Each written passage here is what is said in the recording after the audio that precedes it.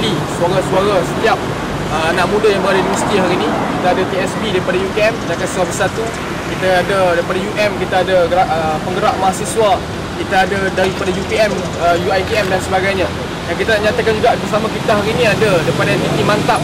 Kita ada daripada Seluruh Malaysia. Dan kita ada Avatar dan juga kita ada Sekretariat Mahasiswa Nasional yang turut bersama kita menyatakan pilihan. Begitu ramai NGO muda hari ini yang bersama kita untuk menyatakan bahawa kita menolak bersih ini, hubungan haram bersih ini. Kerana yang pertama tuan-tuan, kita kena sedar bahawa kalau orang kata hanya perkara 10 sebagai hak kebebasan kita, freedom of expression, assembly, association kan, kita berhak berhimpun dan sebagainya. Nak berhimpun kena ada permit dan sebagainya. Kalau tak diluluskan undang maka tak boleh buat. Sebab itu kita rasa hari ini sebenarnya tindakan untuk mempergunakan rakyat bawa kejayaan ini merupakan tindakan yang jahat. Utamanya untuk menggugat sistem demokrasi parlimen kita. Sepatutnya rakyat kena sedar bahawa kita nak berubah kerajaan ke, tak suka dengan dasar ke dan sebagainya, bukan di jalanan. Tapi caranya adalah di ballot box, iaitu di peti undi. Lepas ini kita akan bergerak ke Bukit Aman untuk kita hantar memorandum daripada gerakan mahasiswa dan belia ini, supaya kita nak bagi tahu kepada Ketua Polis Negara, tolong ambil perhatian perkara ini.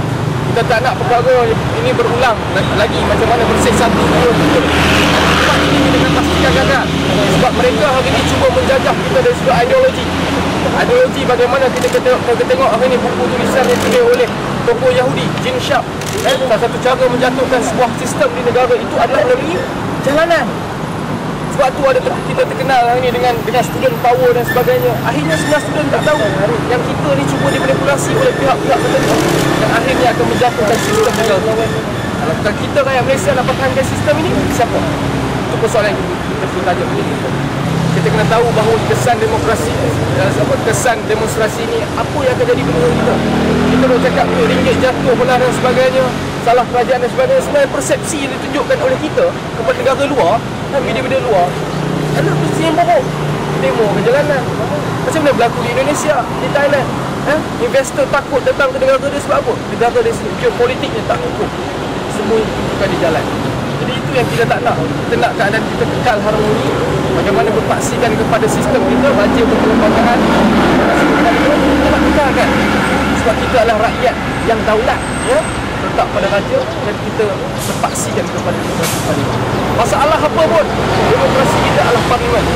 Gagal sampaikan suara rakyat, bukan gagal Perdana Menteri, bukan gagal kerajaan, tapi gagallah ahli parlimen tak sampaikan di parlimen yang tak punya meeting. Itu yang paling salah dah. Memorandum ni kita akan serahkan kepada Ketua Polis Negara. Kita kalau boleh kita nak minta Ketua Polis supaya ambil tindakan yang tegas. Terutamanya kalau kita lihat perhimpunan ini sebenarnya daripada akar perhimpunan aman pun dah langgar dah, sebab tak ada permit. Dah langgar dah di hutang. Dan juga kita kena tahu bahawa selain perkara ini juga demonstrasi jalanan ini juga melanggar perkara 9 Perlembagaan Persekutuan, iaitu kebebasan bergerak bagi rakyat lain. Dan kita nak minta juga Ketua Polis Negara bersama pihak berkuasa untuk siasat di bawah Seksyen 124B Kanun Keesaan, iaitu menggugat demokrasi berparlimen. Yang saya yakin dan percaya himpunan bersih 4.0 ini niatnya buat 29 dan 30 bulan ni adalah untuk hijack kita punya sambutan Hari Kemerdekaan, yang akhirnya memberikan persepsi buruk kepada bukan sahaja rakyat di Malaysia, tapi rakyat di luar negara.